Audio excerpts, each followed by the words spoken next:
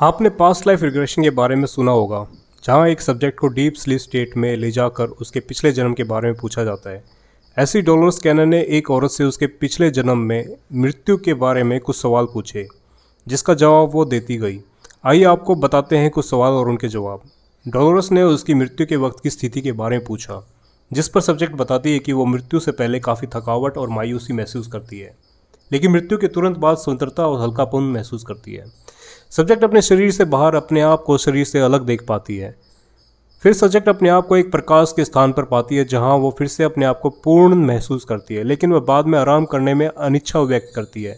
अब वो फिर से नए अगले जीवन में बढ़ना और सीखना जारी रखना पसंद करती है। ये बातचीत हमें भौतिक जीवन से आध्यात्मिक जीवन का एहसास कराती है, जहाँ सब्जेक्ट मुक्ति और ज्ञान की भावना का अनुभव करता है। ये वह विश्राम स्थल है जहाँ अधिकांश लोग मृत्यु के बाद जाते हैं। अभी जो डॉलर्स कैनन है, वो बहुत से अपने सब्जेक्ट के साथ पास्ट लाइफ रिग्रेशन में जाती है और उनके एक्सपीरियंस शेयर करती है मृत्यु के दौरान। वो चाहती है कि उसके रीडर्स जो है, लिसनर्स है, वो मृत्यु को एज ए ट्रांजिशन देखे, एज ए पेनफुल प्रोसेस ना देखे, यानी उससे घबराए ना। और घबराने का कारण जो बताती है, वो अपने सब्जेक्ट के एक्सपीरियंस शेयर करके बताती है। तो अभी जो महिला है जिसका वो पास्ट लाइफ रिग्रेशन करती है, तो उसके पास्ट लाइफ में उसकी मृत्यु होती है चाइल्ड बर्थ के दौरान, यानी जब वो बच्चा देने वाली होती है तभी उसको मृत्यु में से गुजरना पड़ता है। क्योंकि बच्चे का जो चाइल्ड बर्थ का प्रोसेस था वो काफ़ी पेनफुल था और उसको मजबूरन अपना शरीर छोड़ना पड़ा। तो वो कहती है कि जब मैंने अपना शरीर छोड़ा तो मैं अपने शरीर से अलग तो हो गई, और मैंने आसपास अपने परिजनों को देखा जो काफ़ी दुखी थे। फिर मैंने जाना कि मुझे आगे क्या करना चाहिए, अपने अगले जीवन में क्या करना चाहिए। तो वो पहले सोचती है कि थोड़ा रेस्ट कर लेती हूँ, और रेस्ट कहाँ करती है, वो एक ऐसी जगह पे जहाँ पे केवल प्रकाश है। वो प्रकाश जहाँ पे केवल सच्चाई है, ट्रूथ है और सिंप्लिसिटी है। वो प्रकाश जहाँ पे हमेशा तुम एग्जिस्ट करते हो, तुम करते आ रहे हो, कभी तुम्हारा कोई अंत नहीं है। फिर उस चीज़ से अब उस पेन को ओवरकम करने के लिए उसको दोबारा धरती पे आना पड़ेगा, अर्थ पे दोबारा जन्म लेना पड़ेगा। तो वो चाहती कि इस बार मैं इस पेन को ओवरकम करूं, क्योंकि उसने अपने पास्ट लाइफ में बचपन के दौरान, यानी जब वो बच्ची थी, तो कुछ बीमारियों से, ऐसी बीमारी से गुजरी थी जिसमें उसे काफ़ी दर्द महसूस होता था। और उस दर्द से बाहर आने के लिए उसे थोड़ा सा करेज दिखाना पड़ रहा था, कि थोड़ा सा करेज दिखाना चाहिए। तो वो चीज़ दोबारा इस जीवन में हासिल करना चाहती थी। और वो किस तरह हासिल करना चाह रही थी, अपने चेतना के स्तर को बढ़ा के, यानी अपने कॉन्शियसनेस लेवल को थोड़ा बढ़ा के, और उस दर्द को एज ए टीचिंग टूल मानकर अपने आप को सिखाना चाहती थी।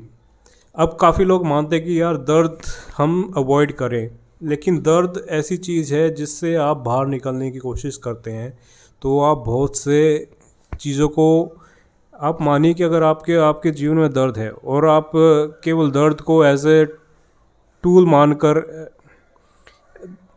आप उससे सिंपैथी गेन करना चाह रहे हैं। अब होता है कि कुछ लोग दर्द का इस्तेमाल केवल सिंपैथी गेन करने के लिए करते हैं, या कुछ फेवर करने के लिए, या फिर कुछ पनिशमेंट पाने के लिए।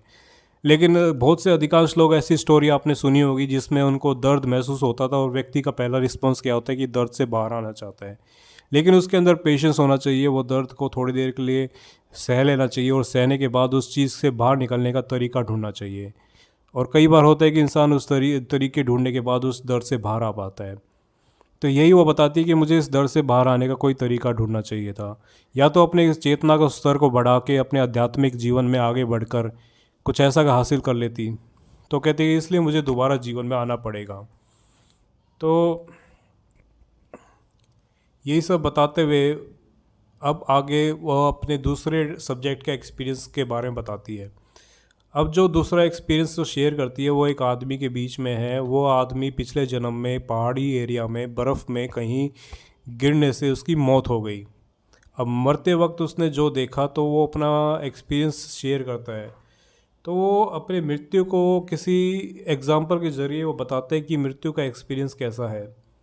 तो वो एक्सपीरियंस इस तरह है, आप मानिए कि एक स्विमिंग पूल है, उस स्विमिंग पूल काफ़ी गहरा है, और आप उस गहराई में जाते जाते नीचे नीचे तक जा रहे हैं तो नीचे अंधेरा बढ़ता जा रहा है।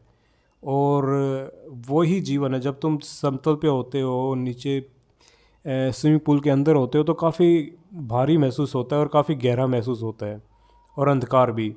लेकिन जब आप मृत्यु हो जाती है, यानी कि वो ट्रांजिशन फेज़ बताता है कि जब आप मरने के दौरान आप मानिए कि आपका शरीर उस पूल से सतह की तरफ आ रहा है, यानी सरफेस की तरफ उठता जा रहा है। तो जैसे जैसे उठता जा रहा है आप काफ़ी हल्के महसूस होते जा रहे हैं, आपको रोशनी नज़र आती रह रही है। और ऐसा ही एक्सपीरियंस मृत्यु का है। तो मृत्यु से काफ़ी लोगों को डरना नहीं चाहिए, और इसे मान लेना चाहिए कि ये बस एक ट्रांजिशन है from physical to spiritual plane. फिर बताते हैं कि फिजिकल पेन जो है वो भी एक्सपीरियंस करने की ज़रूरत नहीं है। अगर बहुत से लोग ये मानते हैं कि मृत्यु वक्त जैसे किसी की वायलेंट तरीके से, दर्दनाक तरीके से मौत हुई, किसी के एक्सीडेंट में हुई, तो वो उसके पास चॉइस रहता है कि उस दर्द से वो बाहर आ सके और उसको महसूस ना कर सके।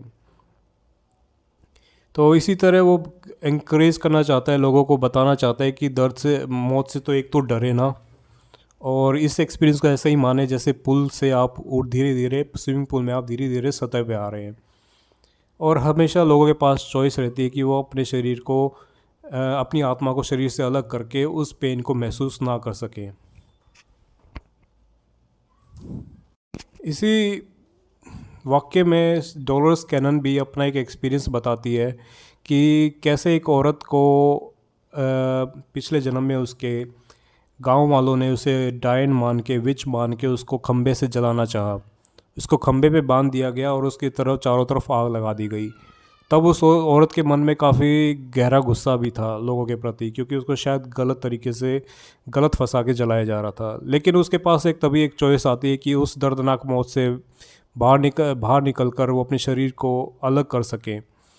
तो होता ही यही है कि वो अपने शरीर से अलग हो जाती है और उसकी आत्मा, उसका स्पिरिट वो देख रही होती है नज़ारा जो उसके सामने हो रहा होता है।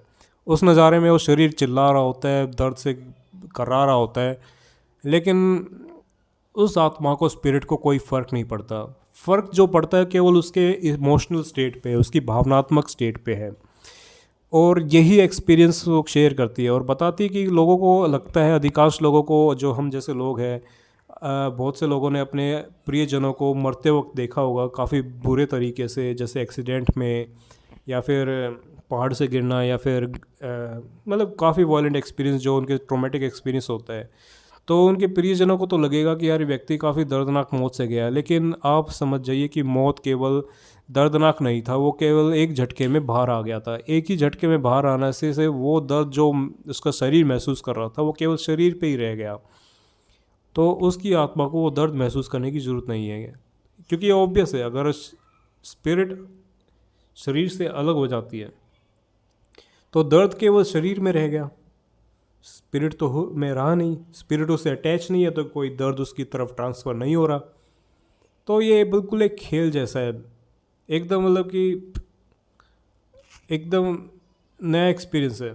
और ये एक्सपीरियंस नया नहीं है, काफ़ी मतलब लोगों के लिए काफ़ी बार बार इस चीज़ से दोबारा गए हुए हैं और हर बार जाते हैं, लेकिन ये हर बार वो हर एक जीवन में इस चीज़ से काफ़ी डरते हैं। तो डरना नहीं चाहिए और अपने आप को काफ़ी अच्छा महसूस कर लेना चाहिए इस मृत्यु के बारे में, और अपना एक नज़रिया बदल लेना चाहिए। अब डोलोरस कैनन जो है वो काफ़ी सारे नज़रिए देती है मृत्यु के प्रति, यानी काफ़ी सारे परसेप्शन बिल्ड करवाती है कि ताकि लोगों के अंदर एक डर ना रहे।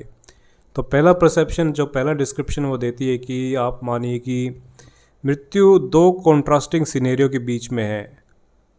यानी कि आप मानिए कि आप एक गहरे जंगल में गुजर रहे हैं, ऐसे गहरे जंगल में जहाँ पर चारों तरफ अंधेरा सा है, हर तरफ कोई जानवर आप पे अटैक कर सकते हैं, किसी भी झाड़ी में जानवर छुपा है और आप पे अटैक करने वाला है, आपके शरीर पे घाव है, आपको खून खून हो रखे हैं, और आप काफ़ी डरे भी हुए हैं, और काफ़ी आप लिमिटेड है अपने सर्वाइवल में, और आप उस जंगल से गुज़र रहे होते हैं। और जंगल से जैसे ही आप गुज़र के एक बाहर आते हैं उस जंगल से, यानी कि तभी आप एक अभी तो चारों तरफ पेड़ है, लेकिन जैसे ही आप उस पेड़ों से, जंगलों से बाहर आते हैं तो आपके सामने क्या नज़र आ होता है?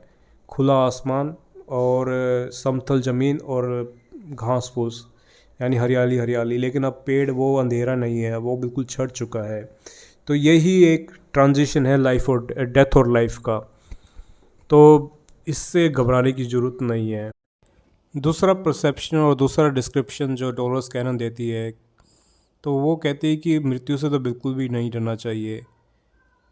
मृत्यु ऐसे है जैसे सांस लेने के बराबर, as natural as painless as, जैसे आँख ब्लिंक करते हैं ना, जैसे आप अपने आँखों पलकों को ब्लिंक करते हैं तो आपको इसमें कोई पेन नहीं होता ना, तो ऐसे ही है। एट वन मोमेंट, एक मोमेंट पे आप एक प्लेन ऑफ एग्जिस्टेंस पे होते हो, जैसे कि प्लेन ऑफ एग्जिस्टेंस है, आप मानिए कि जैसे कि एक टीवी है और इस टीवी पे काफ़ी सारे चैनल्स आते हैं।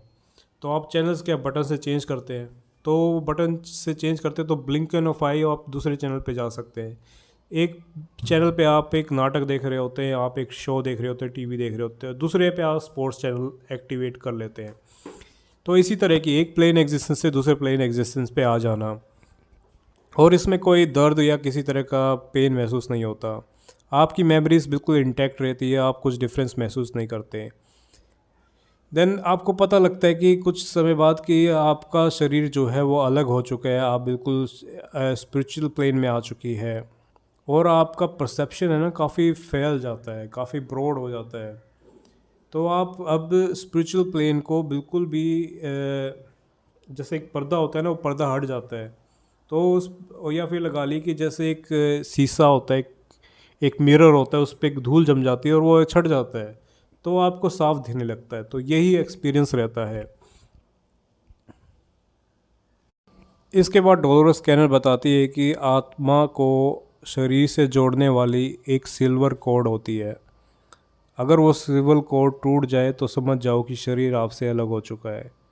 और होता ही है कि हम सपने में, हम सोते वक्त हम काफ़ी जगह चले जाते हैं, तो उसी वक्त हमारा सिल्वर कॉर्ड हमसे अटैच रहता है और हम डिफरेंट जगह जाके नई नई चीज़ें सीख के आके फिर दोबारा शरीर में घुस पाते हैं। तो ये सिल्वर कॉर्ड ऐसे ही नहीं टूट जाती कि कोई भी आके तोड़ दे। यानी कि जैसे आपने कोई बुरा सपना देखा और उस बुरे सपने में कोई आपके सिल्वर कॉर्ड को तोड़ नहीं सकता।